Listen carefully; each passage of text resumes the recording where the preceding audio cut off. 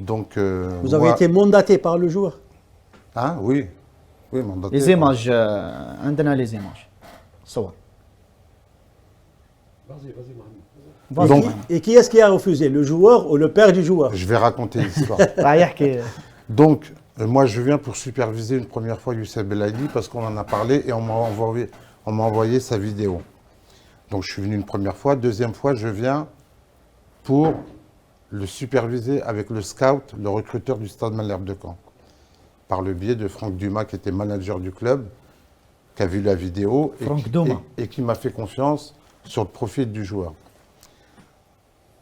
Donc après après le match avec le scout du Stade Malherbe de Caen, lui il a validé direct au niveau du premier match. Dans les 48 heures, 72 heures, j'ai une offre de 3 ans pour Youssef Belaïli. Ça, c'est la première fois quand il est en fin de contrat au MCO. Salaire. Salaire, je ne peux pas parler, c'est confidentiel, je ne vais pas sortir les chiffres, mais en tous les cas, il avait un très bon salaire. Et franchement, pour un joueur qui sort du MCO, Il était libre. j'avais bien négocié, je vous le dis franchement. Il était libre. Il était libre. Ah ouais. Donc, moi, je pensais qu'il allait me suivre et qu'il allait y aller en courant, quoi. Quand même, tu sors du MCO, tu as une offre de 3 ans, il va à l'Espérance Tunis. Je me dis peut-être qu'il est jeune dans sa tête, qu'il n'est pas prêt. Bon, on va patienter 2 ans, je vais revenir dans... Je continue à le suivre à l'Espérance Tunis. 2 ans après, en fin de contrat à l'Espérance Tunis, reproposition du club du Stade Malherbe de Caen, Montpellier, mais les plus actifs, c'est Caen. Reproposition concrète, 3 ans, il part à l'USMA d'Alger. En On est 2012. en 2012 et 2012. 2014. Ouais. 12 et 14. شكون اللي كان C'est un grand regret. Franchement, c'est un grand regret parce que Youssef, moi, quand je l'ai vu jouer au MCO pour la première fois, c'est un joueur qui était pétri de qualité. Qui pouvait faire mieux.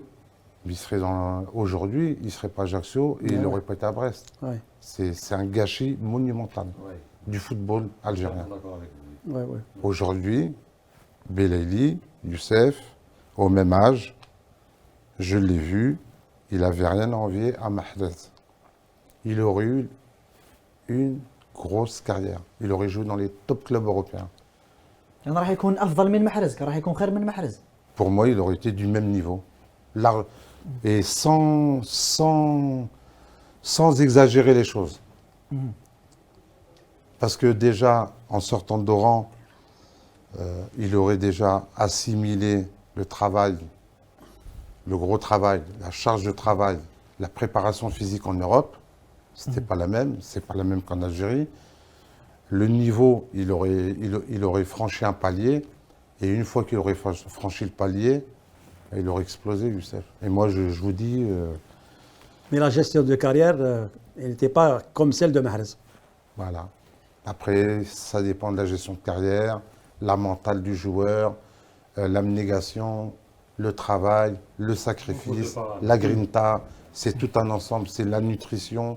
Voilà, le haut niveau, La c'est pas... préparation invisible. Parce qu'en Algérie, c'est vrai, on dit oui, la technicité, la technicité, la technicité. Mais ça Il n'y a suffit pas que pas, la hein. technicité, monsieur. Ça Le suffit pas. football, c'est un haut niveau. Ah ouais. Le haut niveau, ça demande du sacrifice, ça demande de faire des efforts à tous les niveaux.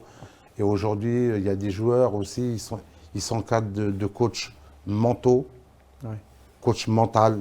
Parce que déjà, des fois, il y a des joueurs qui ne se sentent pas bien, parce qu'ils sont sur le banc de touche, parce que ci, parce que ça. Comme Ronaldo.